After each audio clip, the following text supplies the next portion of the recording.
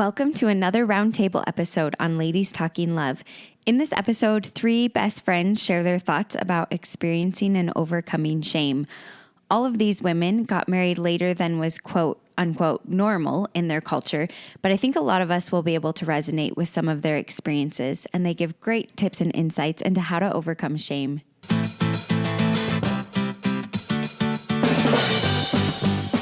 It's Ladies Talking Love, a community of women uncovering more joy and fulfillment in sex as we learn from experts and amazing women like you. Together, let's create a world where women's sexuality is celebrated and understood, beginning with our own. I'm your host, Ariel Finlinson. Let's talk love.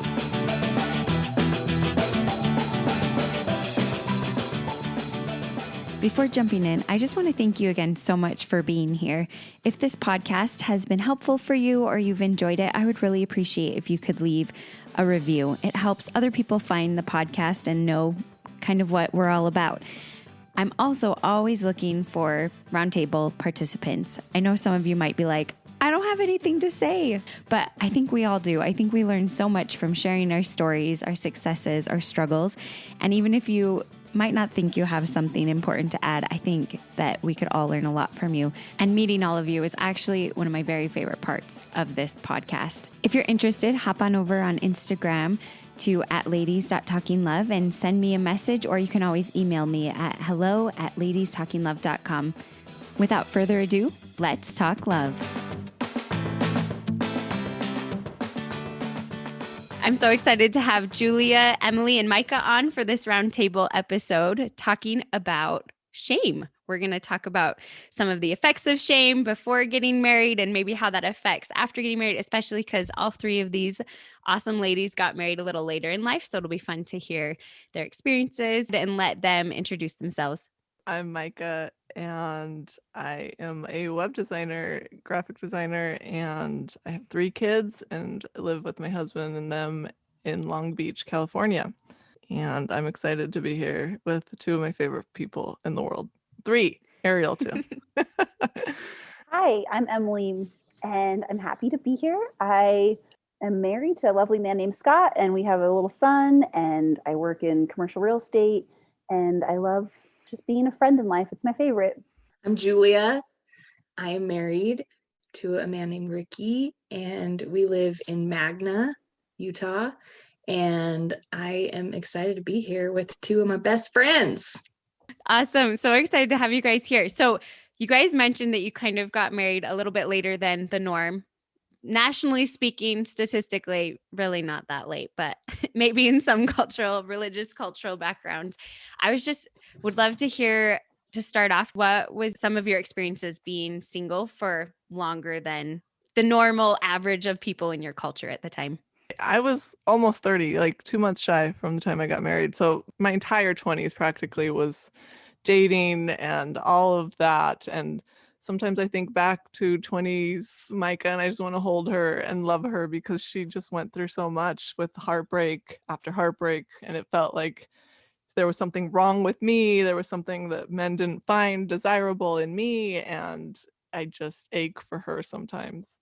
I really I enjoyed a lot of my single time. I felt like I spent my time just trying to explore my education and traveling and making new friends and just trying to grow a lot. But I also felt like I was still considered a child in a lot of people's eyes because I wasn't married, and I was stifled in this sense of oh, you're cute, you cute little girl who isn't married kind of thing. But I also felt this internal pressure oh, I got to get married. My eggs are going to be old. I'm going to have hard-boiled eggs. I'm just how will I be able to have children? And so culturally, I sometimes felt like I was, it was taking forever. But I know statistically, I was a very normal age. I got married when I was about almost 30. And so, but yeah, I thought it was a very yin and yang experience for me. Yeah, actually, the Thanksgiving before I got married, my grandma put me on the kid table with my cousin's kids. I was with a bunch of 5, 6, 7, 8-year-olds. That's how much and then at church, in our culture, it was very much you're not somebody until you're married, really, and you're not given the full responsibility of being a member of this church until you can bring a family in and you can have, a husband with you. Yeah, my experience mirrors a lot of those experiences as well. Like I felt like I always had this conflict of like, I feel like I'm an adult, but like so much around me is telling me that I'm not. And yeah, and just that dating of like constantly trying to like mold yourself to be someone that you view or others view as lovable and acceptable. And if I could go back and talk to the 20s of Julia, I would do things differently for sure. Like not in like drastic ways, but in a lot of ways. So Julia and Micah, you both mentioned this, and Emily might feel the same way too, but like, what are some things? What would you say? What would you say to your younger self? I feel like Mike and I were just talking about this the other day. I feel like I held myself back in so many ways because of this fear of missing a marriage opportunity. And it was prime in everything. And had I known, I was almost 28 when I got married, and my husband was almost 29. We're just about a year apart. And so it's just interesting because I withheld so much of myself and opportunities to give myself in the name of missing opportunities. And I had so much time anyway before, that's my biggest thing that I don't call it a regret. I just encourage other people to not do things because you aren't married. And not to make you look back and regret, but like, what types of opportunities do you remember maybe choosing not to do because you were nervous about missing a marriage opportunity? My number one is I had an opportunity to be a au pair, a nanny in France for this really wealthy family for a year. And I gave that to my friend Irene, and she went and had like the best time ever. And she would share these pictures like on yachts and going all around the world. And I was like, I gave up that to like just stay here and like date a few losers. Like I broke my heart. Or I broke theirs. I don't know what happened, but like I just felt like I had missed out on this huge opportunity for that, just to sit around and date. And was the fear kind of linked to how people treated you as well, that exacerbated the fear that it was like, well, I can't be this full person. I can't be mature. And tell me more about that. Yeah, I don't think there was a lot of trust. I didn't trust myself because others didn't trust me. You know what I mean? Like, I think had my parents been like, oh, girl, don't worry. Like, you'll get married whenever. My parents were like, you're going to miss an opportunity. You never know. Like, you should go to this party. You should go to this activity. There might be somebody new there. And it was always just so much fear. And like, even when I would go to like the grocery store or something, I'd be like, I wonder if I should probably put on a little makeup, or you know what I mean? Like, it was just like, it was so much, I didn't trust myself and so much fear. Yeah. I feel like I didn't think about it as fear. I thought about it as a tie to my righteousness. So like in our faith community, marriage is like the highest form of righteousness. And so I for sure was functioning in fear, but I didn't think about it that way. I thought about it as my righteousness is tied up in these decisions, and going to France and having an adventure is not. And so I was constantly trying to make choices so that I could be this idea of righteous that I had. And it almost was like, well, if I'm not getting married, what am I doing wrong then? Right. That was for me mostly how I felt. I would always tell myself, like, I made this horrible analogy in my 20s that I was like, I'm in the game of Jumanji, and in order to get out of the game of Jumanji, I have to keep playing the game of Jumanji. So if I like take a break from dating, I'm just not doing that. Like, then I'm stuck in the jungle longer. And like, that's what I would equate it to. And I was like, the sooner I get out of Jumanji, the better. But like, I wish I could go back and just shake myself and be like, who cares? Jumanji's great too. The jungle's cool. Like, you can see some cool things. Like, I wish I would have just traveled a little more independently and if I didn't feel like going to the parties, like just don't go, instead of like, I better go to the party, you know, like letting myself have that grace a little more instead of beating myself up when opportunities didn't work out the way I thought they should with boys or whatever. And trusting your knowing, right? Like, I don't want to go to that party, I'm not going. Or I want to pursue more education, I'm going to, you know, like. Did you feel like in your 20s, those ideas started to become less the older you got, and you got to a place where you're like, I'm going to do what I want, I don't care? Or how did that work? Tell me about that. I definitely reached a place where I allowed myself to grieve a heartbreak and not just jump right back into dating. Like early in my 20s, I was like, gotta get back out there. That's the best way to get over someone, right? But I and as I got older and heartbreaks became more intense and hurt, you know, there was a lot of hurt, whether I did the breaking up or he did, I gave myself more time to just sort of be single and not be so stressed out about it. But then, I mean, there's always that like biological clock that's like, you gotta go, you gotta go, which is a lie. Yeah. I remember feeling pressure because I didn't get married super late. I was like 24, but with all the kids around me getting married at like 18, it felt like I was a lot older. But I remember every date, it was like, this is my one chance to make it or break it. And there was just so much pressure. And I finally got to this place where I was like, well, I'm just going to be single. I might as well have fun. Oh, yeah. And it was like the best semester. I just dated all these guys. I didn't really take many of them seriously. And just like had a great time. And that was, of course, the semester I actually met my husband, when I was like, I had plans for my life. Wait a minute, which I can still have plans for my life. But it was just like, wait a minute. I finally was like, I'm going to do my thing. And then I got married, which I can still do my thing, but it's just a little different. Yeah. On my first date with my husband, I told him I'm the best first dater. Like, you will have the best first date with me, guaranteed. And he was like, whoa. Because I had just done it so much. I really just thought I was like the best at first dates. I don't think that I figured that out until I married a feminist. Unfortunately. I mean, fortunately, I married a feminist. Figured what out specifically?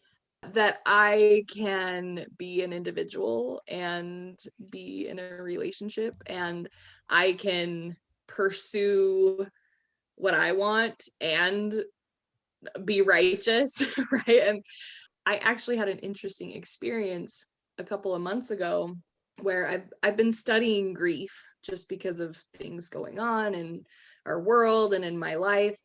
And I had an old boyfriend who caused great heartache to me years ago.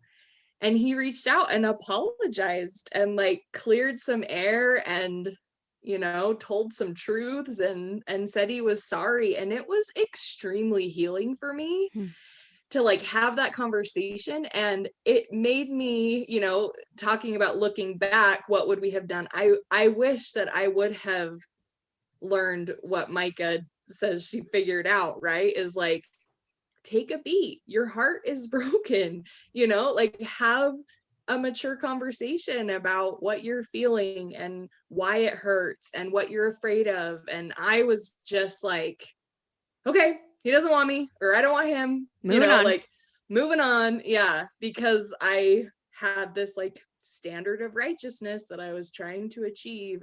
Julie, can you tell us a little more like what that was like then, if you hadn't really realized that until after you got married? How did that view affect your marriage, going in not realizing that you could be an individual? Well, I feel like I was kind of in this waiting game all the time in my 20s. Unfortunately, like I don't support that. And then I got married, and then I realized like, oh, this is just like a different kind of waiting game, where now instead of people asking me if I'm married, they're asking if we're going to have kids. Right. And I was so frustrated by that because I was like, I learned that lesson. Like I did it for so long, like so long, right? What felt like so long. And anyway, so marrying a man who, you know, when I'm like, you know, I'm thinking about going to get a master's degree, and he's like, great, do it. And then I'm the one that's like, what about like kids? What about these opportunities that we might miss out on? And he is just like, that's not a thing. Like, just do it. Do you want to do it? Do you feel good about it? Then do it. And so we should bring, is it Ricky? Ricky. We should bring Ricky on here, man. He is the man. He had a mom who got an education and worked, and his dad worked. And I don't know if that's why he is the way that he is. But he's very wise and very encouraging. And I just appreciate that about him, because I feel like if I had a spouse who was like, your job is to have children and be my wife, then I, it being in the culture that we're in, I feel like it would be tied to my righteousness to be like, okay. But I just feel grateful that I'm not in that situation, because I'm constantly questioning whether I'm allowed to pursue things myself. That has been a huge learning curve for me too, because after getting married, I like lost myself again. I feel like I kind of learned the lesson before I got married. And then I got married and I was like, oh, now I have to be a wife, whatever that means. But I had an idea of what that means. And then I'd like tell my husband things and he'd be like, stop telling yourself things that I'm saying that I'm not actually saying. Like, that's not what I think. Why are you saying that? So it's just so, yeah. And I can't be a full participant in my marriage unless I know myself and can really like be myself and embrace the things that I want. And I think that I love that you brought that up. I was curious as well. So what were your feelings around sex and your body during those single years? So horny. I was so horny. So good at foreplay. Like I had figured that out. And then you get married and you're like, what? Wait a second. We can do that? So yeah, I was very sexually just desperate. I had told myself that if I made it to 30, I was just going to have sex. I was so tired of defining myself as a virgin. I was so tired of feeling like I was missing out on this huge event that people were living and experiencing, and people way younger than me, like a lifetime younger than me were doing, and I was still just holding out for something. And I was like, I'm just gonna do it. If I turn 30, I'm just gonna do it with someone. I think that I was just so desperate, and I had 3 older brothers. All of my siblings had gotten married. My younger sister had gotten married. I had watched as everyone, like younger cousins, had gotten married, and all of my friends, and and so I just was like, felt like I was missing out on something. I was horny. I wanted something so much that I didn't fully even understand. So you had ideas that it would be fun and good, and you were missing out? Like what? I thought it would be, fireworks, the movies, all of that. Yeah, the movies. Thumbs down over here. I remember that not moment real of life. being like, oh my gosh, I've been lied to my whole Your whole life. Girls got to go to the bathroom and go pee. No one does that in the movies. There's no cleanup. There's no.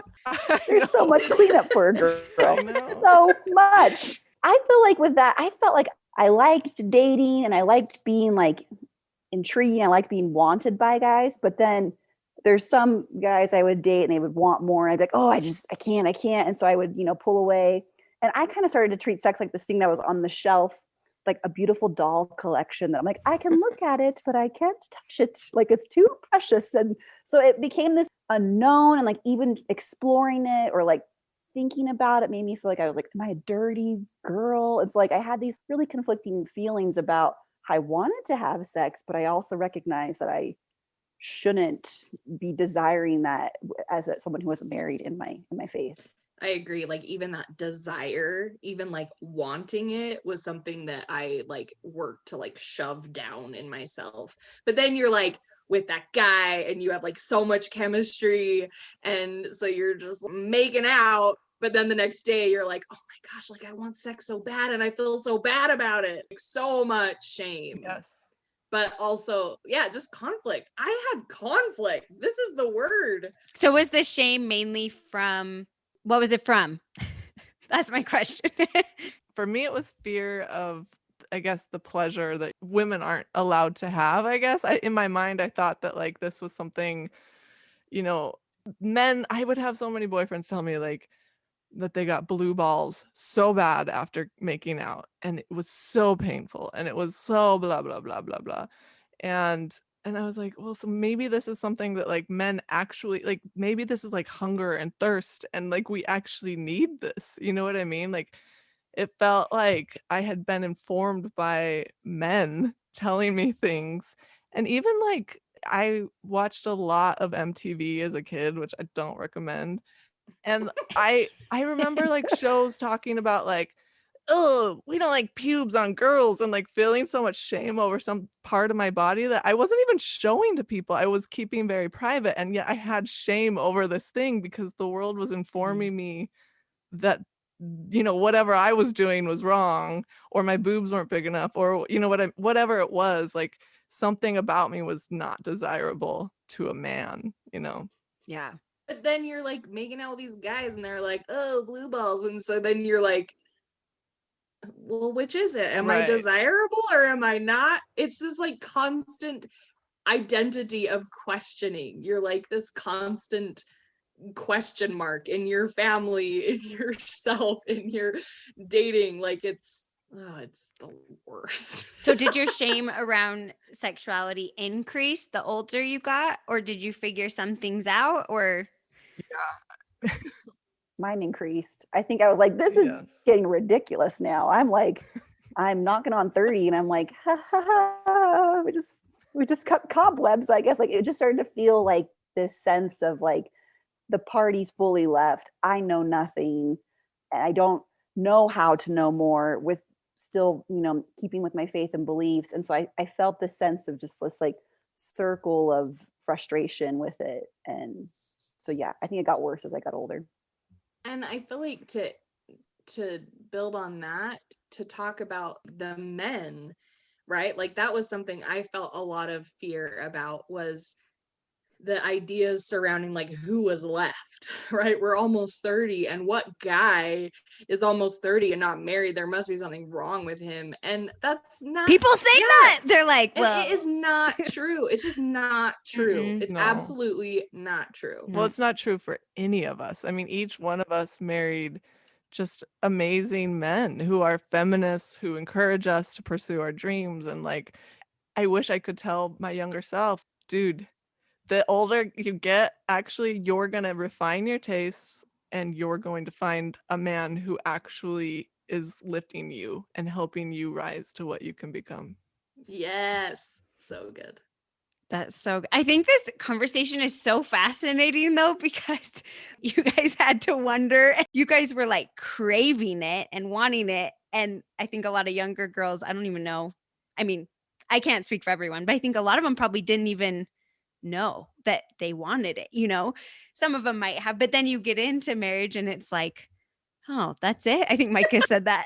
And all these views that you have like about your body and about that it's a need for men, which heavens no, it's not a need, like drinking and eating, like, and just all these ideas we have around it. So what was that transition like? What was it like with all this kind of shame that had built up? And I'd love if you have any more comments on like shame that had built up around your bodies or sex in that time before talking about that. But how was it then when you actually went into marriage? How did that shame affect you? I have a journal entry that says, whoever I marry is going to have so much sex. Like I was like, I am just gonna have sex, sex, sex, sex, sex, sex, sex, sex, sex. And then, you know, you get married, and suddenly it's this thing you're taking off the shelf, and you're like, oh, it there's a whole new level of like shame where you're like, wait, we weren't allowed to do this, and so now we have to like ease into it, right? Like we had to like really just kind of like accept that this was not just going to be this wham bam thank you ma'am. It was, you know, us easing into this process because that's what normal people do.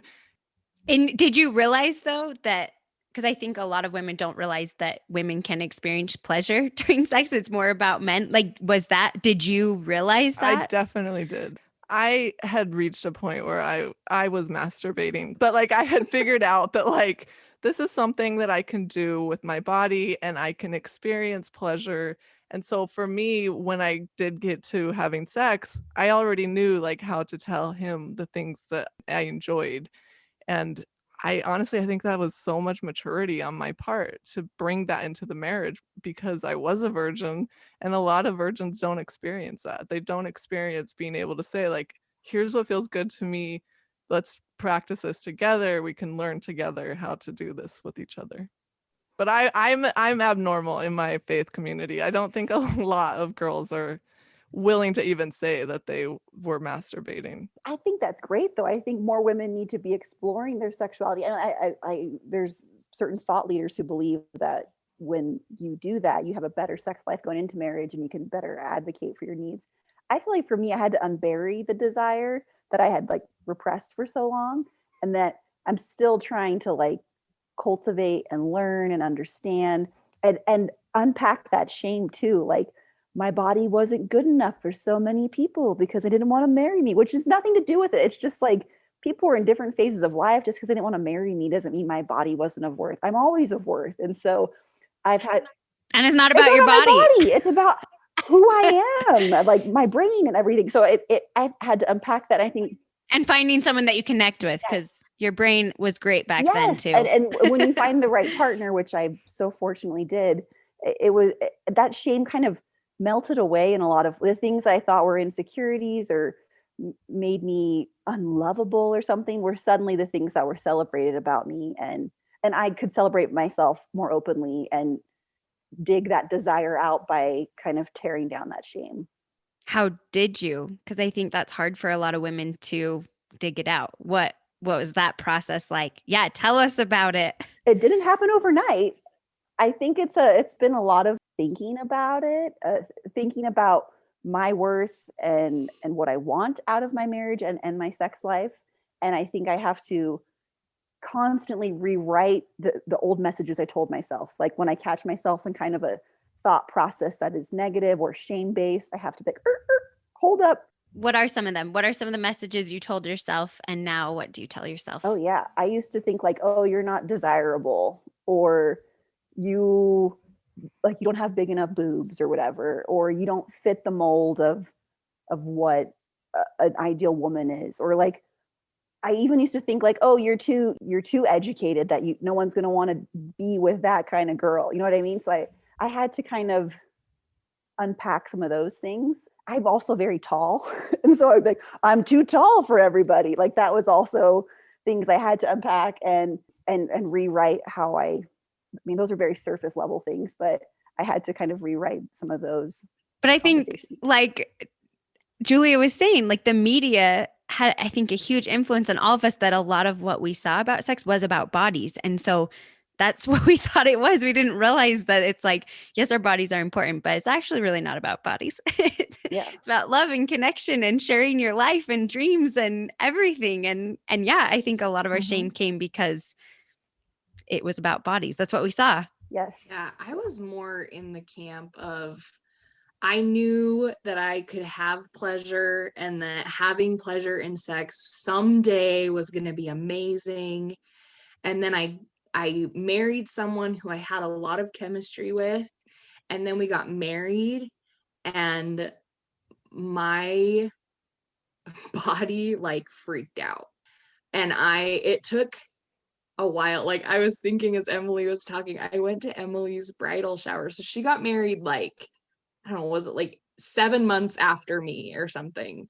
So it was like really kind of close timing. And at her bridal shower, one of our mutual friends was talking about vibrators. And I was like terrified. I was like, oh my gosh, I didn't know that Emily like did that. I didn't know. Like I was like, I would never put something foreign in my body. I didn't say these things, but I was thinking these things, right? Which I've told Emily this story.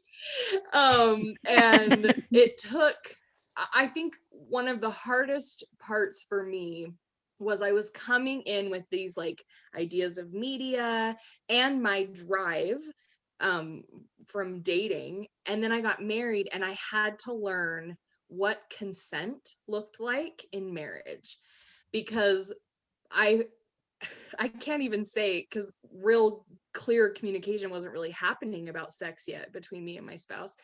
But I had this idea that he was expecting sex every day, multiple times a day. And I was just, And that's all he thought about, because that's all right, guys think about, right?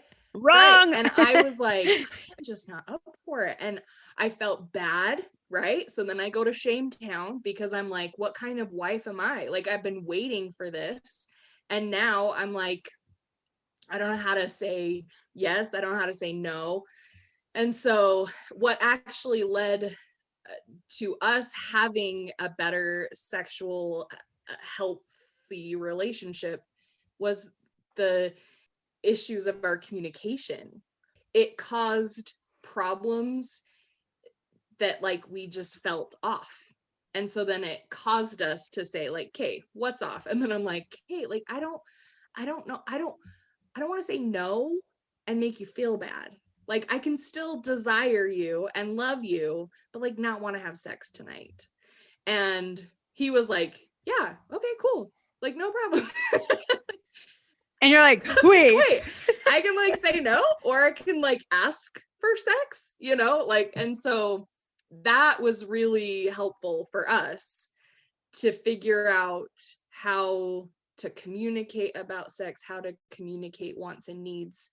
And then eventually I learned the ways of the vibrator from Kristen Hodson. May she be blessed in heaven forever. Seriously. And she's a sex therapist. She's a great follow on Instagram. Can't recommend her enough. But so I She's came amazing. around. It just took me, I had to learn those things once I got married. No pun intended. Oh boy. I mean, I did though, right? You did.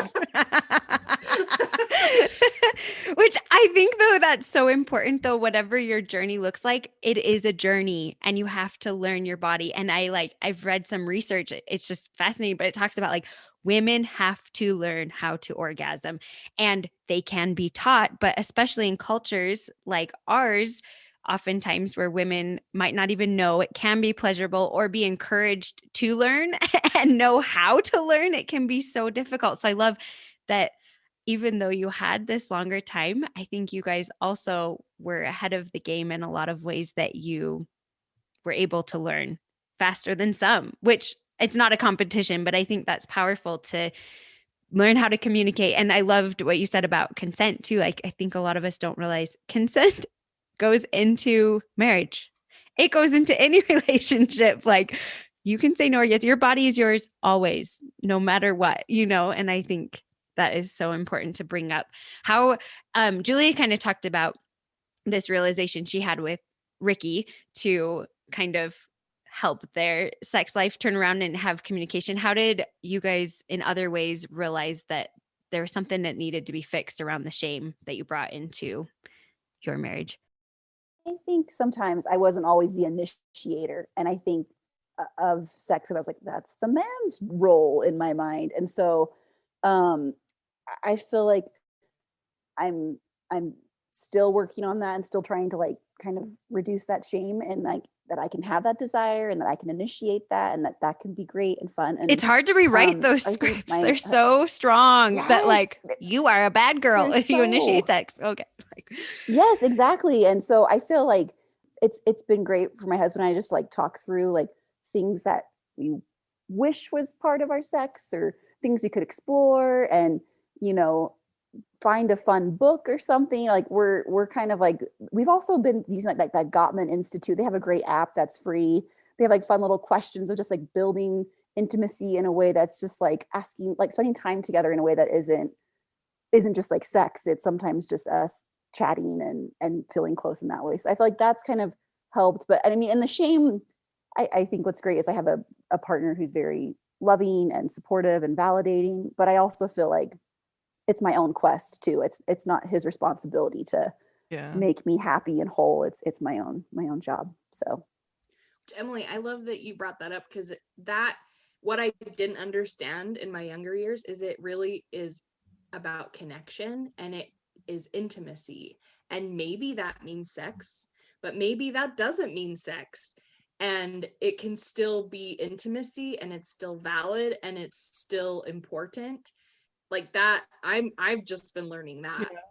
Actually, with that Gottman app has been really helpful too. Yeah, I Yeah. think a lot of us miss that because we don't realize that. And I love too that you brought up, like, it is a lot about us. Like, we have to know ourselves and bring ourselves and be able to talk about what we want and what we need and then bring it together. It's so beautiful. But if we just are silent, like, you can't do it. no, you can't. I think for me, a big part of like marriage has been learning to just have fun in the bedroom, and being okay if that doesn't result in an orgasm, if that results in a child walking in, or if that, whatever that ends up being, like, or we lock the door, but like knocking or whatever, like learning to just like embrace the fun of sex has been, I think, where we are now. And I felt a lot of shame in regards to wanting sex. I felt like this was something I shouldn't be this, and I have a higher sex drive than my husband. So I have to go through a mental gymnastics to sort of get myself, in a place where like I'm not shaming myself for wanting this more than he does. So I think having fun with it and scheduling too, honestly, with where we are in our lives. So my parents are divorced, and one thing that my mom would constantly rehearse is that people proposed that she schedule sex like at the end of their marriage. And so that was something I had to rewrite in my brain, was scheduled sex isn't bad sex. It can be healthy and good for that connection. So that was a truth I had to rewrite. Yeah. No, because especially as life goes on, it can be hard and that can kind of fall to the wayside. And it's important, yeah, to it's making it a priority. It's not making it boring. Yeah. During a pandemic, when you're like, I see you all day, every day, I don't want Right. Not in the mood. A little bit too was much, also- yo. I was also going to say something I was just thinking about as Micah and Emily were talking is there's really not much that we're saying that we haven't already talked about together, like Emily, Micah, and me. And that's been really helpful in breaking out of shame, because in our faith community, these conversations don't happen. And I don't know that they need to be happening, right? But they're not happening anywhere. I mean, my parents weren't educating me, they weren't talking to me about sex. And so to have two girlfriends who you can, I mean, we don't go into depth about our sex lives, but we have created a space that is safe. And if one of us wants to talk about something or normalize something, for me, that's been huge, to have friendships that I can rely on, not like talk crap on our spouses, but like be building. So I think that's another part that's important about connection that I had to rewrite, is that my spouse isn't going to be everything to me. And it's not appropriate to have your spouse be everything. And they can't even. So holding them to that standard just causes problems. So having friendships, having meaningful conversations with people, even things that aren't about intimacy or sex, is helpful in my relationship with my spouse now. I love that idea because I think it's so true. Sometimes we feel like, oh, if I talk to someone, I'm going to be saying things bad about my spouse, but we need each other. We need each other to learn. And especially because our husbands aren't girls and we need that support to learn and understand and kind of have some feedback. I really like that. So friends, Micah talked about scheduling. What else, just really quickly, would you kind of summarize helped you working through some of that shame, and has it gone down a lot as you've done these things? I think too, accepting that my body changes constantly, and the thing that felt good 4 nights ago, maybe it doesn't feel good tonight, and accepting that, like, that's okay. It's okay that my body's changing, that moods, what happened during the day can affect my mood during sex, and it can affect if I even want it, and accepting that part of sex, the outside the bedroom part of it, right? Like, that so much during the day can play a part in what happens in my head during sex. I think for me, my number one thing that has helped me get rid of shame is educating myself. Educating myself on my body.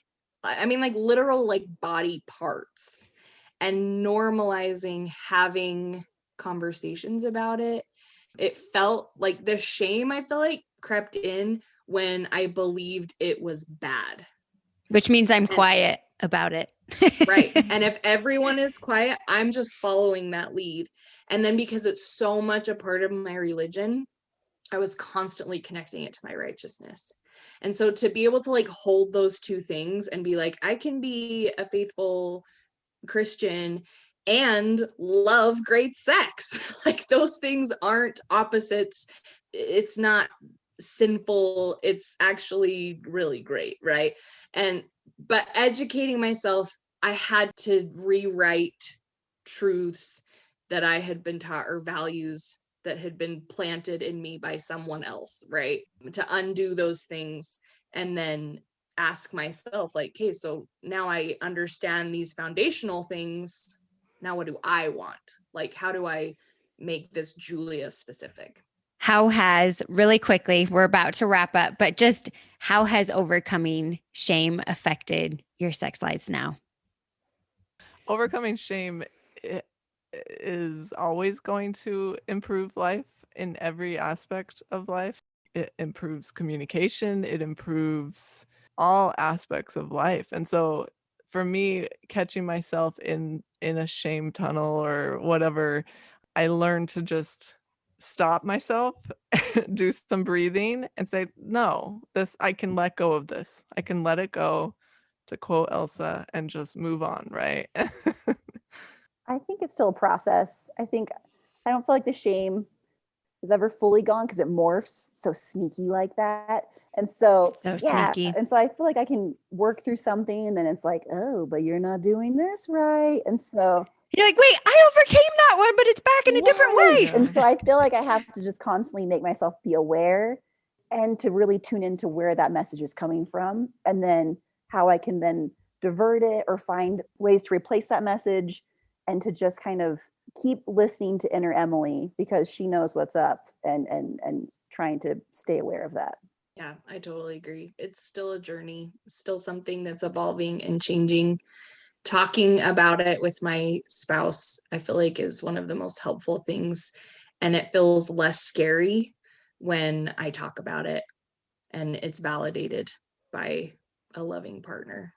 As we close, can you guys each just give your number one tip you would give to someone who's like, oh, I really need to work through some shame in my life? What would be your number one tip for them? Give yourself grace. It's not going to happen overnight. You're amazing and powerful, and just remind yourself of that inner goodness in you and start reminding yourself of that each day. I would say I learned this one from Julia, is catch yourself saying should. Like, I should want sex. I should be, buying lingerie. I should, whatever. Those are number one signs that you are headed right towards shame, and you need to stop, because there's no shoulds in your life. So good. I would say read the book Braving the Wilderness by Brene Brown. She's a shame researcher. I mean, I would say read anything and everything that she ever says, but Braving the Wilderness is a book that transformed the way that I look at shame in every area of my life. Awesome. This was so fun to hear some of your experiences and thoughts around shame, which I think is so prevalent in so many of us. And sometimes it's hard to see because it's so sneaky, like Emily was saying. So thank you so much for joining me today, guys. Thanks. You're welcome. Thank you.